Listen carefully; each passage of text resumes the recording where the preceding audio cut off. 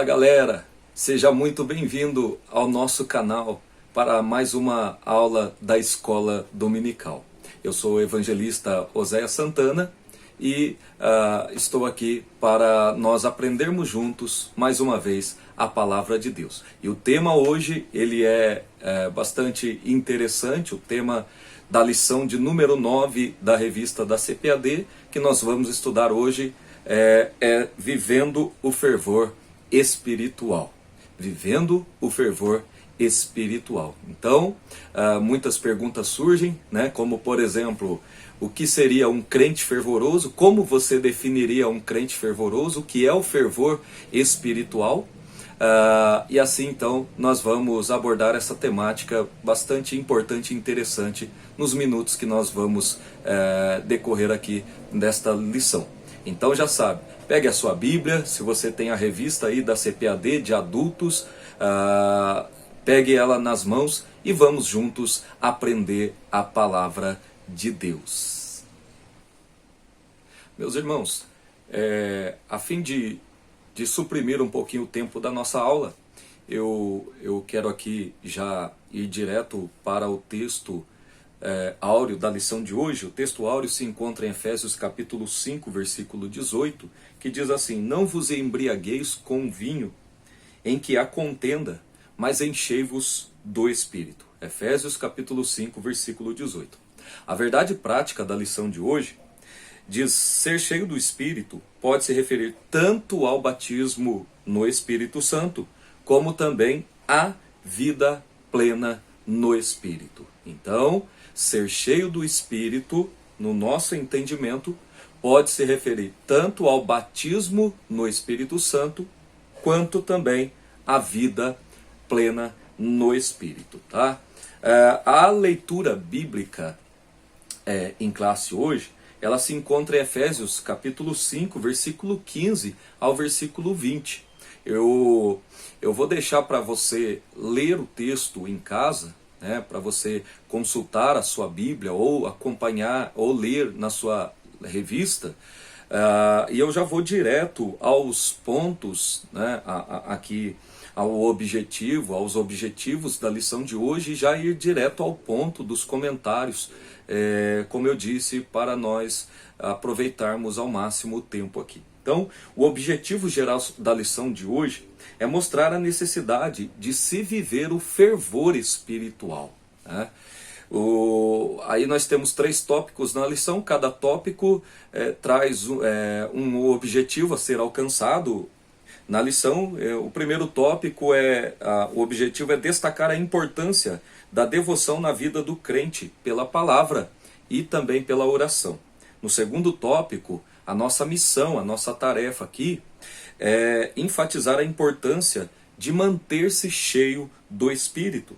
E no terceiro tópico, o objetivo é prevenir a respeito da frieza espiritual. Então, uma lição bastante importante, onde nós teremos aqui a oportunidade de nos autoavaliarmos, né, e fazer uma avaliação geral assim, da igreja, para sabermos exatamente se nós estamos nos enquadrando na categoria de crentes fervorosos ou não, ou já estamos vivendo uma frieza espiritual. Uma vez que a frieza espiritual, esse tema precisa ser tratado, porque a frieza espiritual ela tem o poder de paralisar, né, o crente, paralisar a pessoa, ou até mesmo paralisar a igreja do Senhor. Então nós vamos aprender aqui alguns elementos, né, que compõem a vida do verdadeiro cristão, que é fervoroso no seu espírito, né, um crente cheio do Espírito Santo, né, por que não dizer assim. Então, na introdução, eu quero ler a frase inicial da lição aqui, a frase da introdução, porque eu achei importante essa frase. A frase diz assim: a expressão "todos foram cheios do Espírito Santo", em Atos 2,4, quer dizer que todos foram batizados no Espírito Santo. Isso nós já estudamos na lição de número 3, mas nela aprendemos igualmente que cheio do Espírito indica também viver a plenitude ou fervor do Espírito. Então, eu fiz questão de ler essa frase aqui para não haver confusão, para não se confundir as coisas, né? Porque a gente vê muitos questionamentos, como por exemplo, crentes pentecostais que são fervorosos na igreja, né, ou dentro da congregação, no momento da liturgia, do culto, mas que vivem uma vida totalmente apática fora da igreja, fora da congregação, fora dos horários de culto. E aí são pessoas que dentro da igreja demonstram um certo fervor, mas quando fora da igreja dão escândalos e coisas mais. E aí aqueles que são contra a teologia pentecostal questionam o pentecostalismo e o fato de ser cheio do Espírito, querendo provar que batismo no Espírito Santo não tem nada a ver com uma vida plena do Espírito, né? Então é importante a gente entender que na expressão bíblica, cheio do Espírito, dependendo do contexto, vai indicar o batismo no Espírito ou vai indicar uma vida, né, uma vida exemplar, uma vida de conduta adequada para o verdadeiro cristão, né? Então, como por exemplo, Atos capítulo 2, versículo 4, e todos foram cheios do Espírito e passaram a falar em outras línguas, esse texto claramente, diante do contexto que é apresentado ali por Lucas, em Atos capítulo 2, esse texto claramente está querendo se referir ao ser cheio do Espírito como o recebimento, está associando o ser cheio do Espírito ali ao recebimento da promessa. E que promessa é essa? A promessa que Pedro cita lá na sua pregação, no seu sermão, logo após o derramamento do Espírito, né, quando ele faz a citação de Joel capítulo 2, versículos 28 e 29, dizendo que nos últimos dias Deus derramaria do seu Espírito. Então, ali em Atos capítulo 2, né, versículo 4, a terminologia cheio do Espírito se refere claramente ao batismo no Espírito Santo. Já eram crentes, já eram discípulos do Senhor, mas agora eles receberam o revestimento de poder, que é outra terminologia que nós damos para batismo no Espírito, né? Assim como várias outras terminologias também. Cair o Espírito caiu sobre eles. Lucas em Atos está querendo dizer que eles foram batizados no Espírito, né?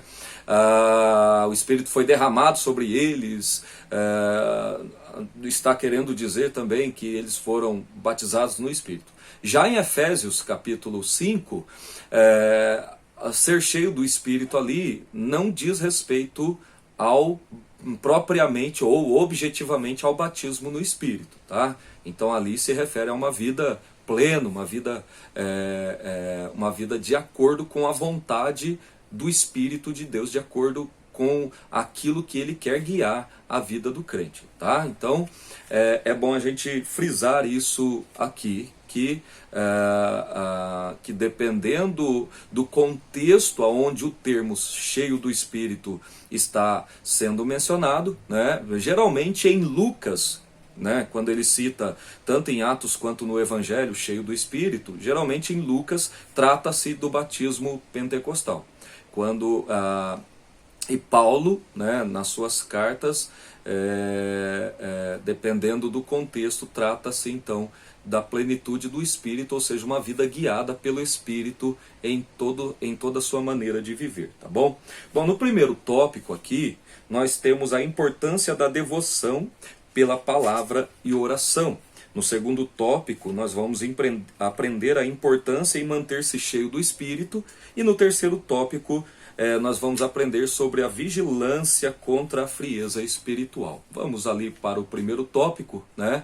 E vamos aprender aqui o que esse tópico tem para nos ensinar.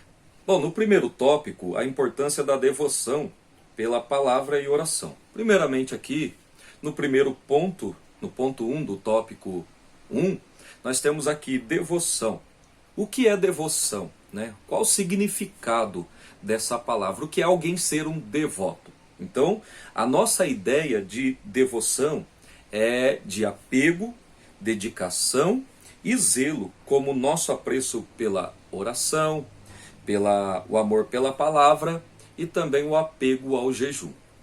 Então, nesse primeiro ponto, nós destacamos aqui, né, a importância da devoção, que significa apego, né, apreço, dedicação. Uma pessoa devota é uma pessoa dedicada, é uma pessoa, né, que tem um certo apego a algo ou a alguém.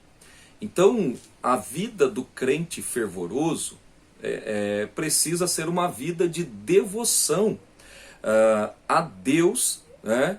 E para ter devoção a Deus é necessário, nós precisamos entender que alguns elementos faz com que esse crente, né, ele seja devoto realmente a Deus. E quais são esses elementos que nos fazem, né, que nos configuram como devotos a Deus? Primeira coisa aqui, a oração, né? A oração.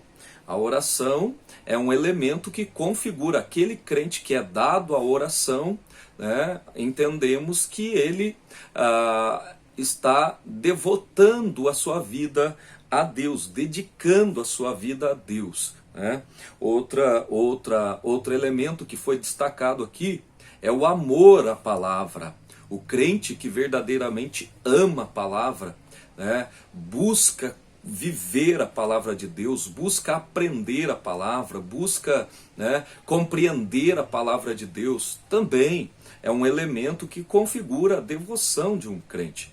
E, em terceiro lugar, aqui foi destacado a questão do jejum, que era uma prática desde a igreja primitiva como sinal de devoção dos crentes primitivos a Deus. E é uma prática que deve permanecer na vida dos cristãos, para que assim sejamos verdadeiramente devotos, né? Então, devoção é dedicação, devoção é zelo, é apego, apego à palavra, apego à oração, apego ao jejum, ou, resumidamente, a uma vida de consagração a Deus. No segundo ponto, nós temos aqui a oração e a palavra como elementos de devoção, né, que configuram um crente devoto a Deus. Primeiramente, falando da oração, é indiscutível que um crente dedicado ou devotado a Deus, ele vai ter uma vida regular de oração. Quando olhamos para as Escrituras Sagradas, nós vemos a importância que é dada pelas Escrituras Sagradas à oração, à prática da oração. Jesus ensinou os discípulos a orarem, quando ele cita ali o modelo de oração do Pai Nosso, quando os discípulos pedem para ele ensinar a orar. E é interessante a gente destacar aqui o porquê que os discípulos pediram para Jesus ensinar eles a orarem. O que motivou esse interesse dos discípulos a aprender a orar? Certamente que foi o exemplo do próprio Jesus, tendo uma vida dedicada ao Pai, né, em oração. Jesus, ele tinha uma vida ativa, contínua na oração. Você vai ver nos evangelhos, sempre Jesus, né, os evangelistas mostrando Jesus praticando a oração, se afastando para falar com Deus, para orar, para se dedicar à oração. Então é indiscutível que a oração é um elemento que nos aproxima de Deus, que nos deixa mais íntimos de Deus, né? que nos faz ter um contato direto com Deus, né? Então, quando olhamos também para a história da igreja, nós vamos também ver que grandes nomes da história do cristianismo, todos eles foram homens de devoção à oração, como por exemplo John Wesley, Martinho Lutero e por aí vários outros nomes, né? Seriam muitos se fôssemos citar aqui, que foram homens que dedicaram as suas vidas inteiramente à oração, oravam 4, 5, 6 horas por dia e Deus usou tremendamente a vida destes homens. Assim como também, já como nós estamos falando, o tema central do trimestre, o tema principal, o título do assunto do trimestre é o verdadeiro pentecostalismo. Então estamos estudando o fervor espiritual atrelado ao verdadeiro pentecostalismo. Nós vamos ver na história do pentecostalismo moderno, eu digo moderno me referindo ao movimento na Rua Azusa, de lá para cá, que foi quando o pentecostalismo teve uma ascensão, e eu digo isso, pentecostalismo moderno, também no sentido de querer dizer que a igreja do Senhor, ela nunca deixou de ser pentecostal desde a igreja primitiva, ou melhor dizendo, a igreja nunca deveria deixar de experimentar o fervor espiritual, o Pentecostes que foi derramado lá no dia de Pentecostes, né? O enchimento do Espírito Santo. Então, quando olhamos para a história do pentecostalismo moderno, nós vamos descobrir, nós vamos ler na história que William Seymour, que foi um dos pioneiros do movimento pentecostal na Rua Azusa, lá nos Estados Unidos, conta a história que William Seymour, ele orou durante 7 anos, e durante esses 7 anos ele orou 5 horas por dia, buscando o batismo no Espírito Santo, buscando ser batizado no Espírito.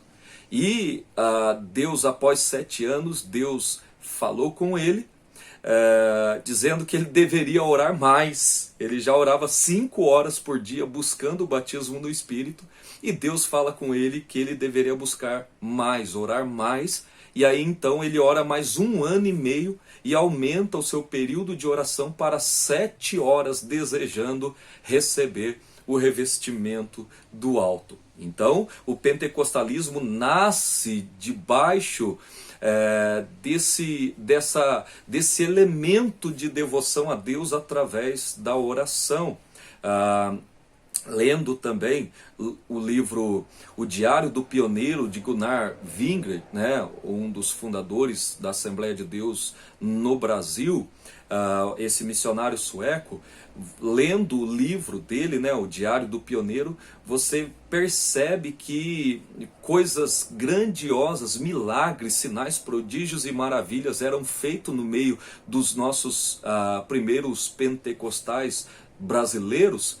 E geralmente, via de regra, quando ele cita esses eventos no seu diário, ele cita também a oração em conjunto com esse movimento do Espírito que estava acontecendo ali no meio dos irmãos. Então a oração sempre esteve associada à manifestação poderosa de Deus. Basta também dar uma lida ali em Atos dos Apóstolos, capítulo de número 4, que os discípulos, quando Pedro e João, julgados pelo Sinédrio, voltam para onde estavam os irmãos, e ali eles começam a orar, e consequência das orações deles, a Bíblia diz que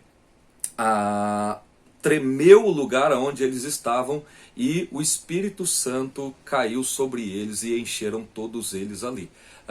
Então a oração é um elemento extremamente importante para a igreja viver uma vida de fervor espiritual, certo? E a palavra, o que nós já estudamos na lição passada, falando na lição de número 8, falando sobre o comprometimento que a igreja precisa ter, mais estritamente a igreja pentecostal deve ter com a palavra de Deus.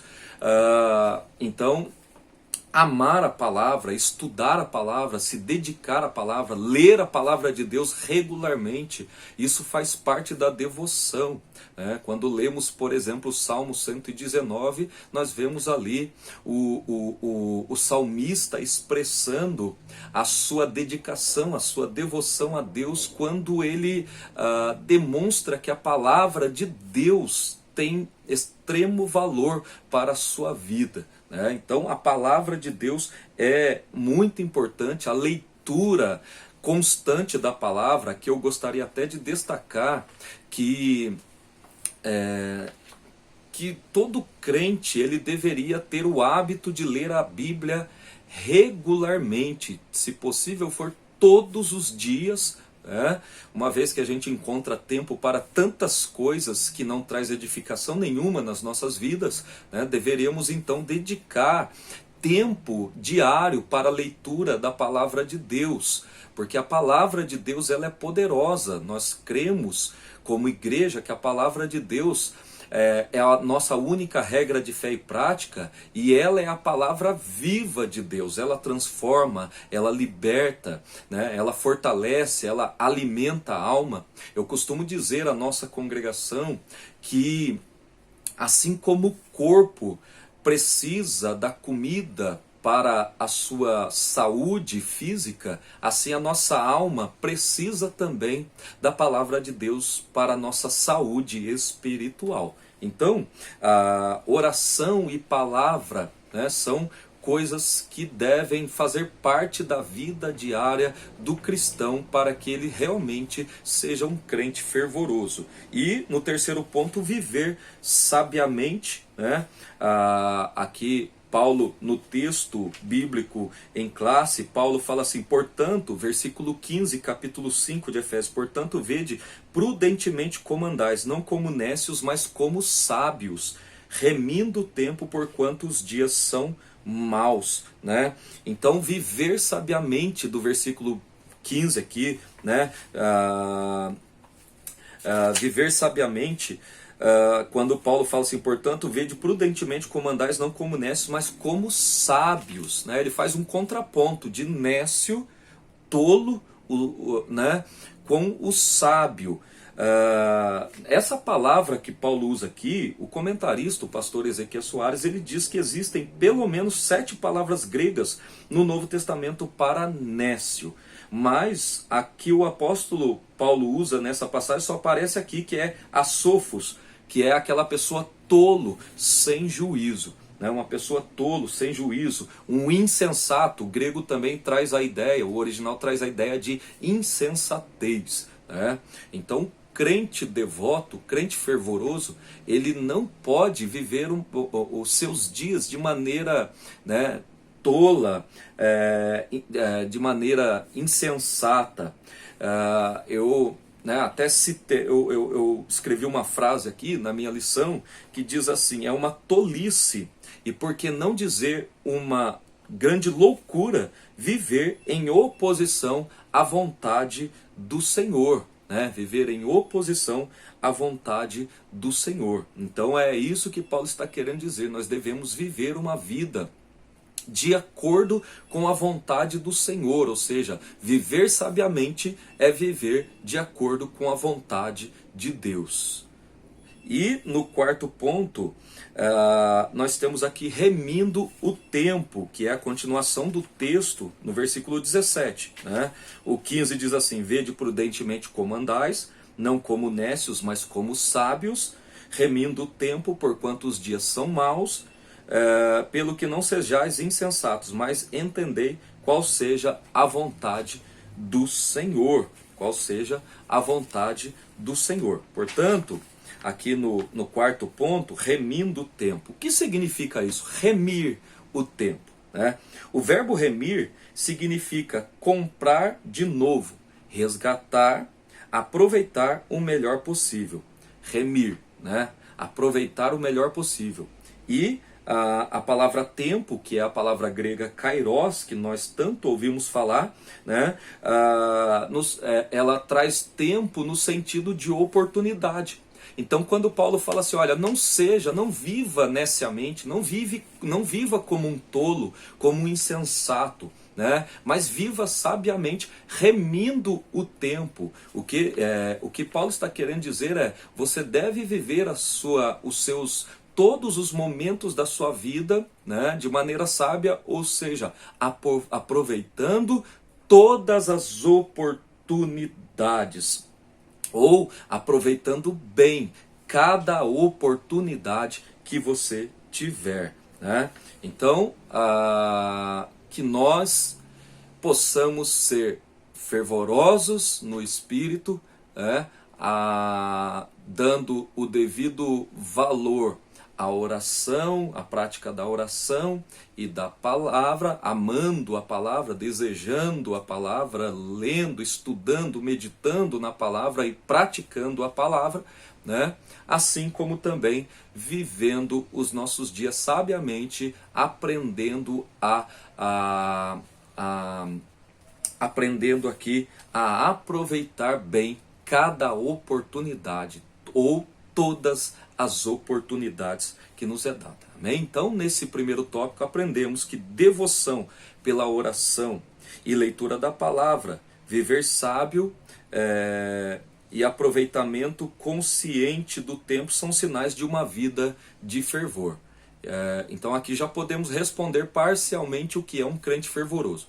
É aquele que vive, né, aquele que vive a sua vida aproveitando as oportunidades que Deus lhe dá para viver de acordo com a vontade de Deus. É aquele que tem uma vida constante de oração e leitura da palavra de Deus, não só lendo, mas também meditando e praticando a palavra de Deus. Meus irmãos, tópico 2, segundo tópico, a importância em manter-se cheio do Espírito, né? Nós vamos aqui no primeiro ponto, que fala que nós chegamos aqui ao versículo 18, que Paulo fala assim, não vos embriagueis com vinho, né, completando o texto em que há contenda. A palavra usada aqui para contenda significa também devassidão e dissolução. Então olha só, Paulo, ele, a partir do versículo de número 15, ele pede para nós andarmos prudentemente, não como nécios, mas como sábios, remindo o tempo, porque os dias são maus, e não sendo insensatos, mas sabendo, conhecendo qual é ou qual seja a vontade do Senhor. E depois no versículo 18 Paulo já emenda, e não vos embriagueis com vinho, né, em que há contenda, não vos embriagueis.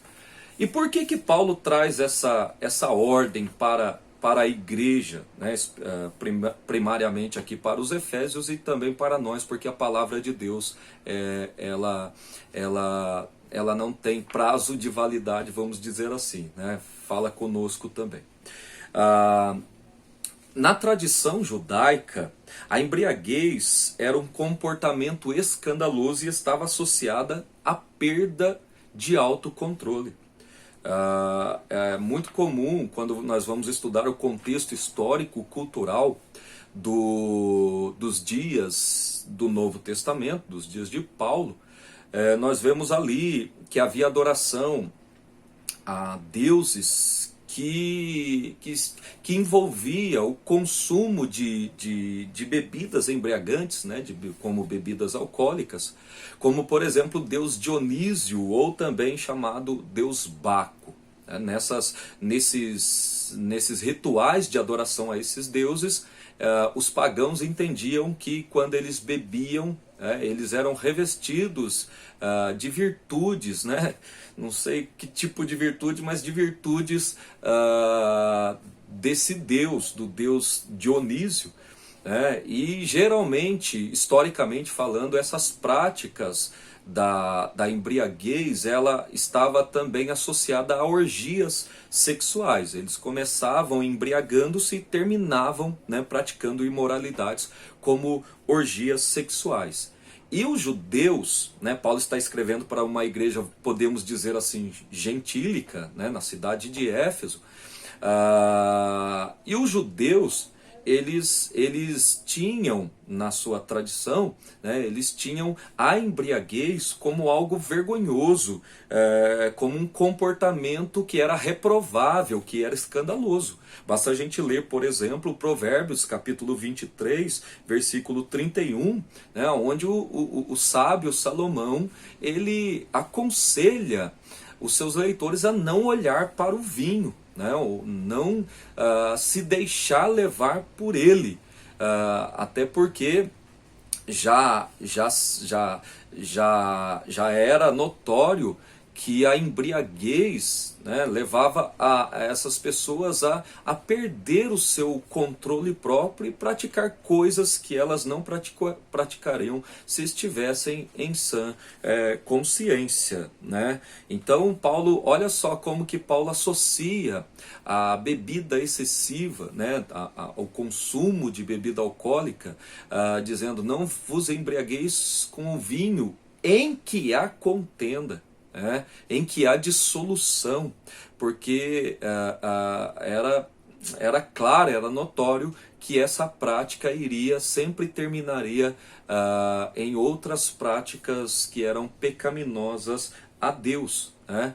Então Paulo, ele traz um aspecto negativo aqui, uma ordem de aspecto negativo. Olha, não bebam, não se embriaguem de vinho, porque nele há contenda. Para depois ele fazer uma contraposição. Mas, né, ou seja, pelo contrário disso, ao invés de vocês ficarem aí se embebedando como era costume de vocês quando vocês estavam no paganismo, antes de vocês, né, entregarem a vida de vocês ao Senhor Jesus, em contraponto disso, enchei-vos do Espírito, que é o segundo ponto desse segundo tópico, né? Enchei-vos do Espírito, não vos embriagueis com o vinho que é contenda, mas, por outro lado, pelo contrário disso, enchei-vos do Espírito. Na verdade, o que Paulo está dizendo aqui é que o crente, né, que foi liberto pelo poder de Jesus Cristo, né, o crente que entregou a sua vida a Jesus Cristo e que tem agora o Espírito Santo habitando, morando nele, ele não precisa do vinho, porque o vinho também, ele trazia um simbolismo. O vinho simbolizava a alegria, né? O vinho simbolizava alegria. No Antigo Testamento nós vamos ver algumas ideias atreladas a isso, né? O vinho como símbolo da alegria. Todavia, o apóstolo Paulo aqui, ele está praticamente dizendo assim: olha, vocês não precisam mais se embriagar com vinho para buscar uma alegria que não encontra na bebida. Encontra contenda, mas não alegria.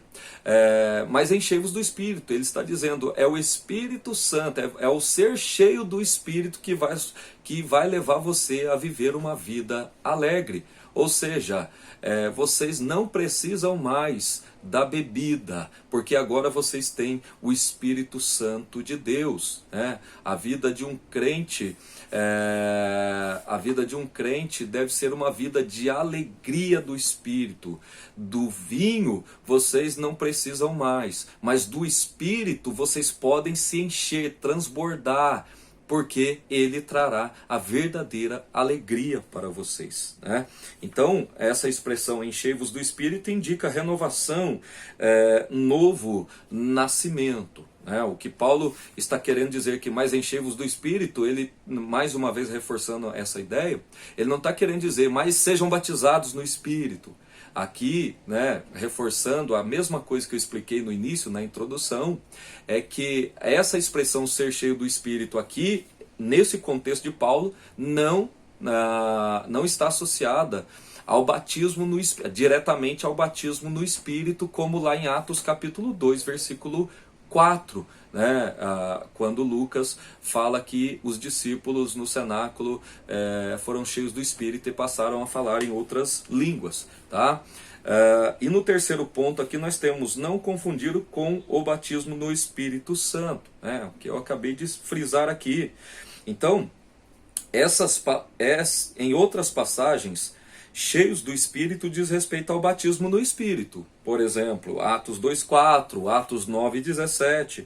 Mas aqui no versículo 18 do capítulo 5 de Efésios, não é o caso de batismo no Espírito, tá? Não é o caso.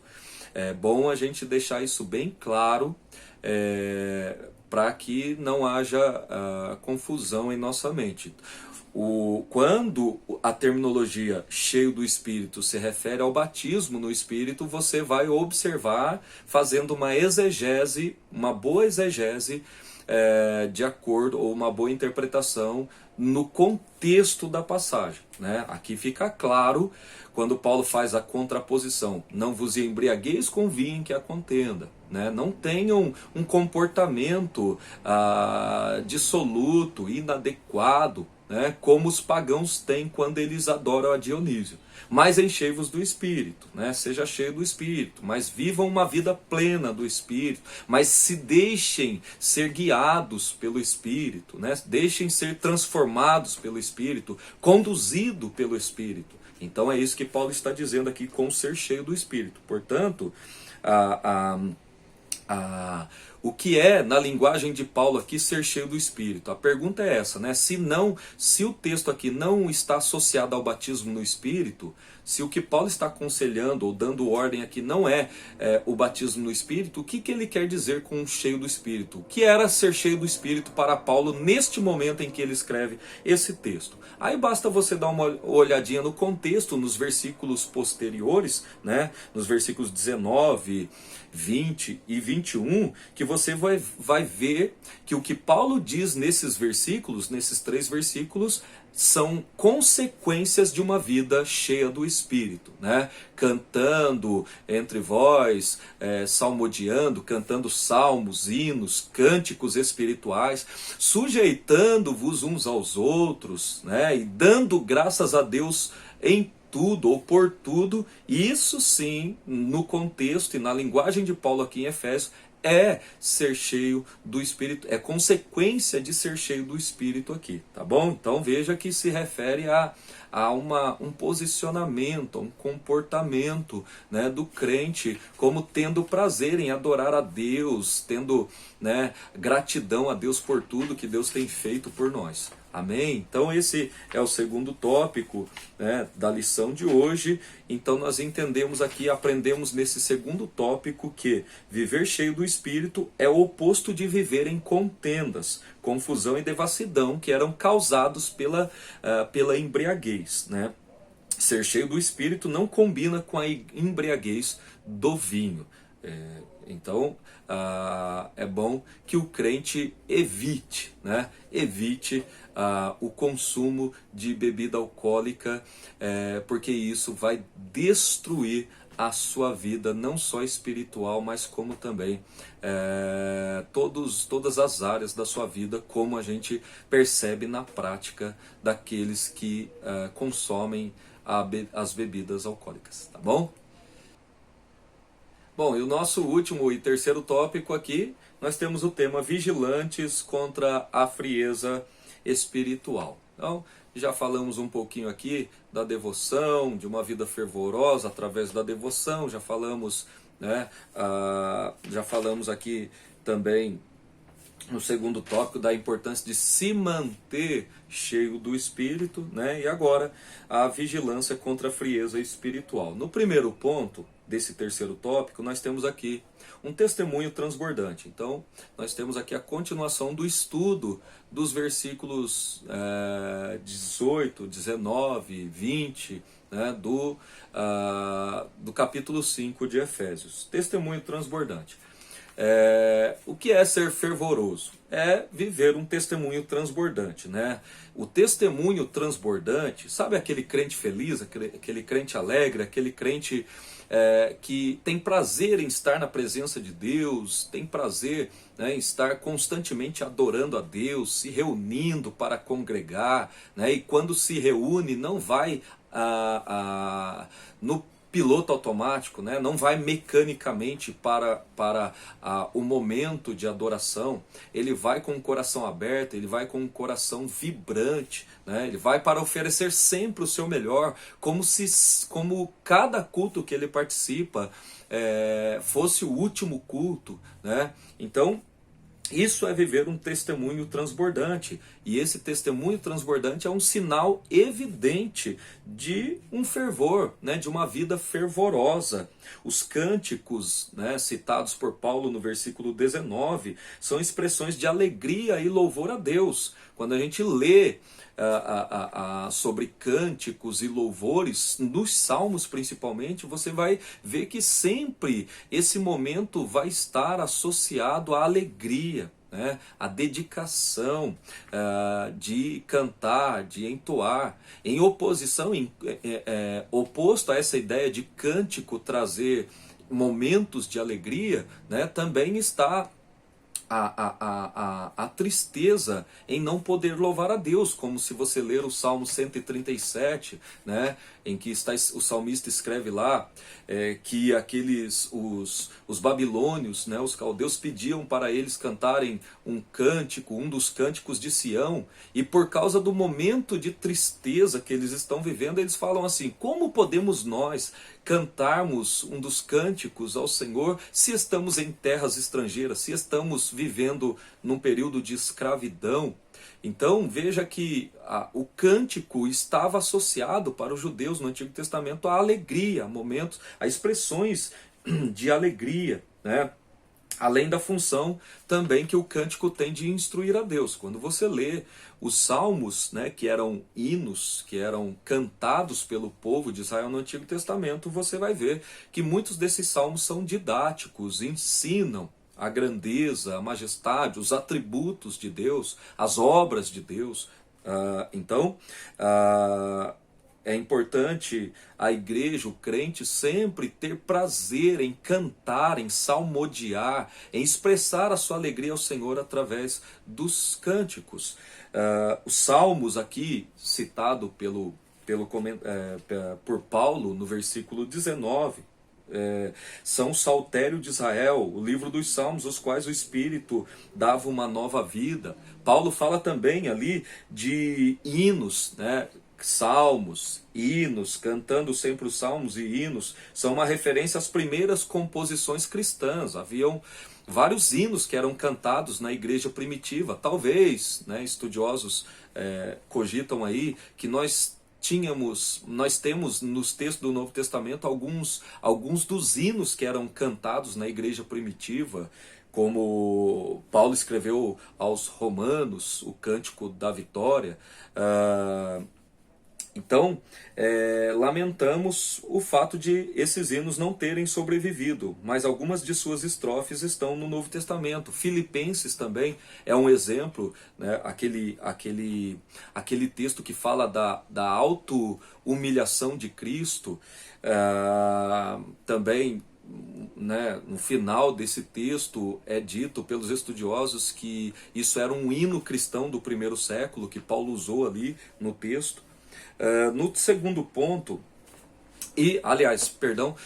ainda continuando aqui no versículo 19, Paulo fala ainda sobre cânticos espirituais. Olha o que ele diz: falando entre vós com salmos e hinos e cânticos espirituais, cantando e salmodiando ao Senhor no vosso coração. O que seriam cânticos espirituais?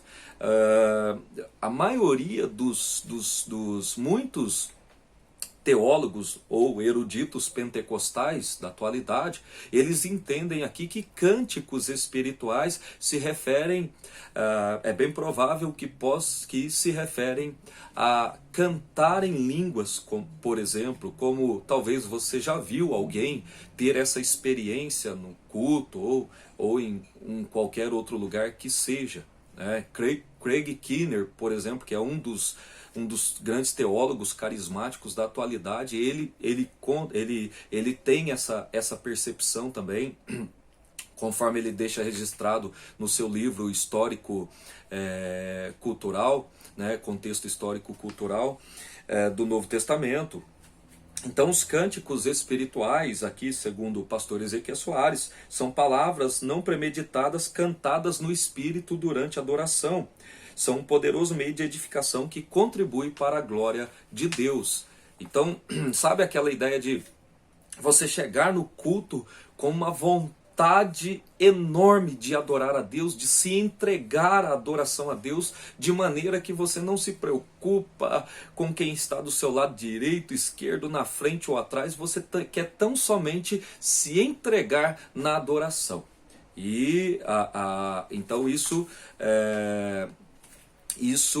demonstra, esses elementos, né, essa vontade, esse desejo, é uma evidência de que você ainda vive uma vida de fervor espiritual.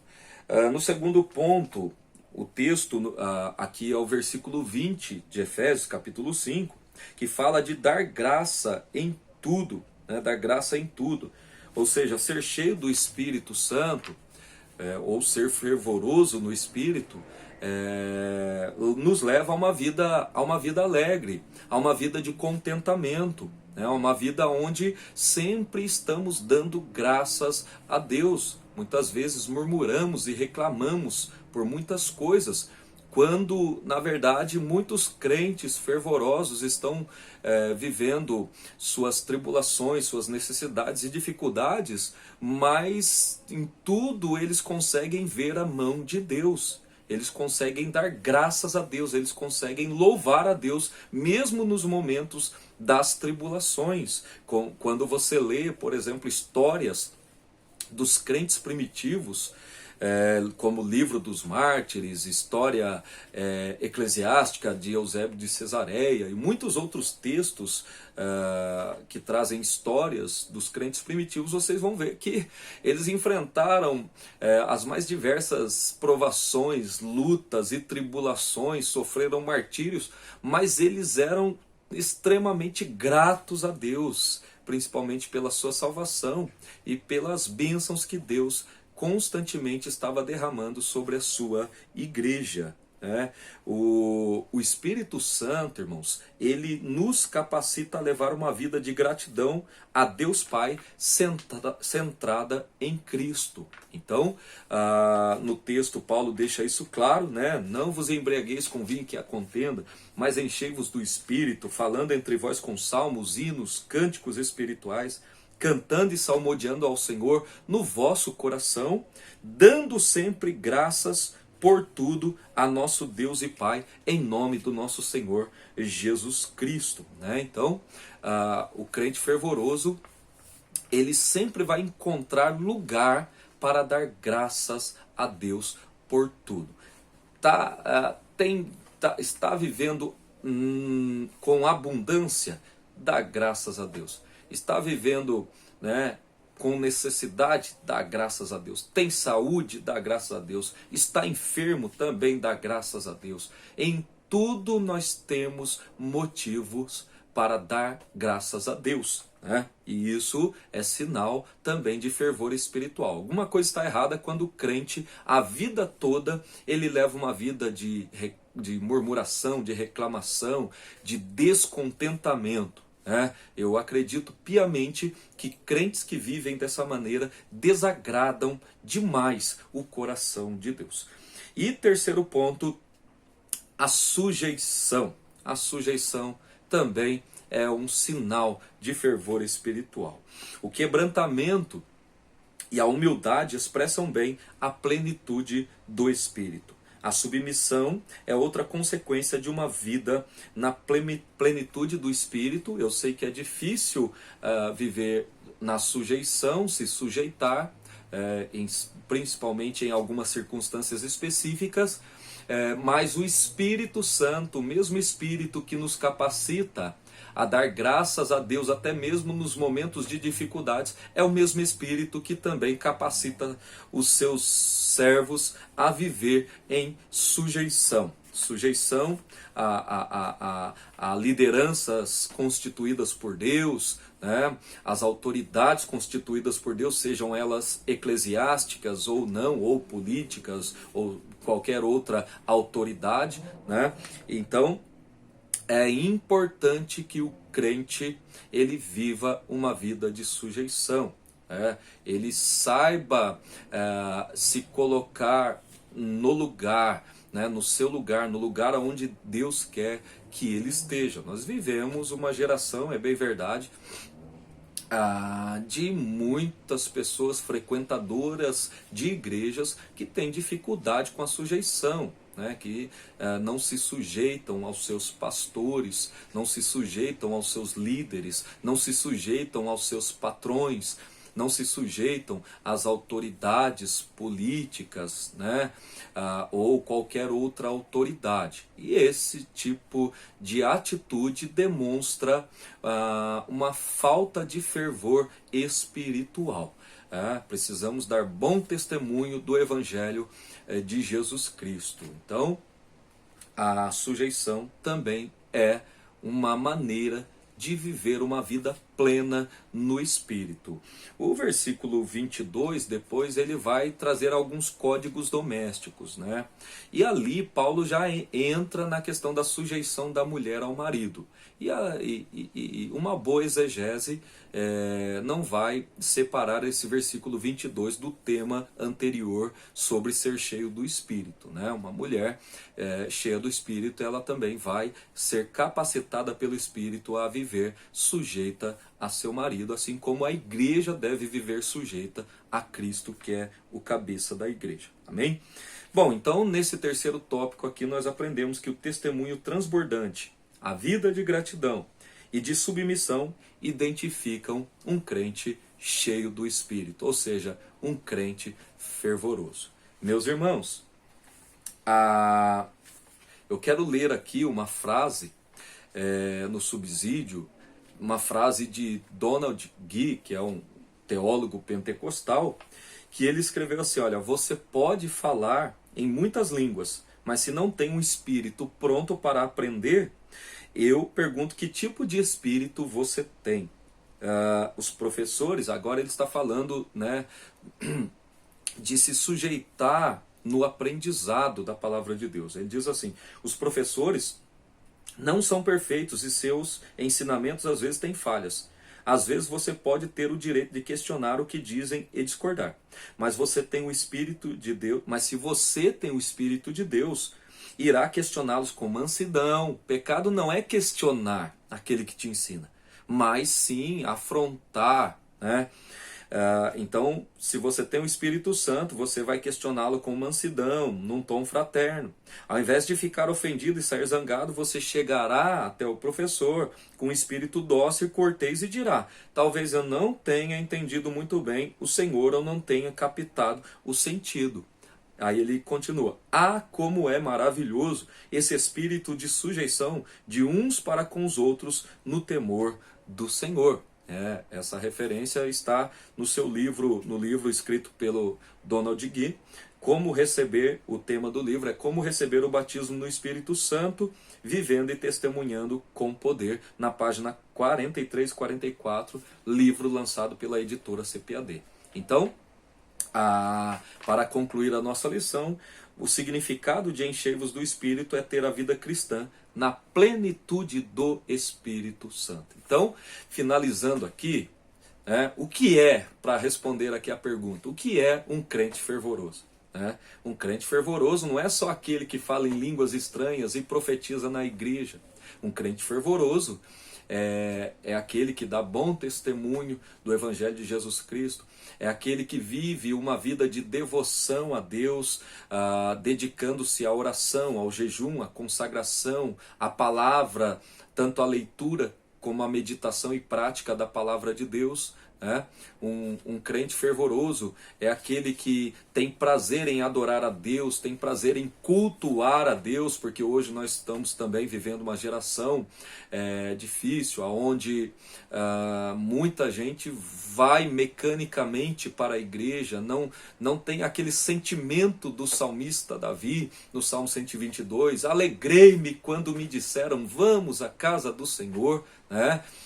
Parece que é até o oposto. Vai chegando o horário de culto, acho que o crente ele muda um pouquinho o texto, né? No seu sentimento ele fala assim: entristeci-me quando me disseram vamos à casa do Senhor, né? Alguém convida, ó, vamos nos arrumar porque está na hora do culto.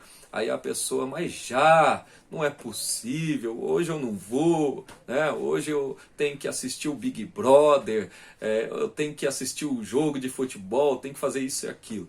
Então, isso não condiz com uma vida de fervor a Deus. Quando outras coisas né, que não são edificantes para a nossa vida, começam a nos atrair mais do que as coisas de Deus, então é sinal que a frieza espiritual está batendo a porta do nosso coração. Então, cuidado, irmãos. Vamos ser fervorosos, vamos buscar a Deus, vamos orar, vamos ter prazer no culto, nas nossas reuniões, em adorar a Deus verdadeiramente, cantando, salmodiando com muita alegria e prazer, entendendo que o nosso louvor está subindo ao trono da graça diante de Deus e está agradando o coração de Deus. Amém? Vivamos uma vida fervorosa no Espírito. Bom, eu quero então aqui agradecer mais uma vez você que está nos assistindo, né? Louvar a Deus pela sua vida e peço que, se você gostou da aula, dá um joinha aí, né? Clica no joinha. Se você não se inscreveu no nosso canal ainda, se inscreva e compartilhe aí os nossos conteúdos. E também gostaria que você participasse, dando sua opinião, fazendo seus comentários aí, né? Nos comentários do canal, no nosso canal do YouTube, tá bom? Deus o abençoe em Cristo Jesus e até a próxima.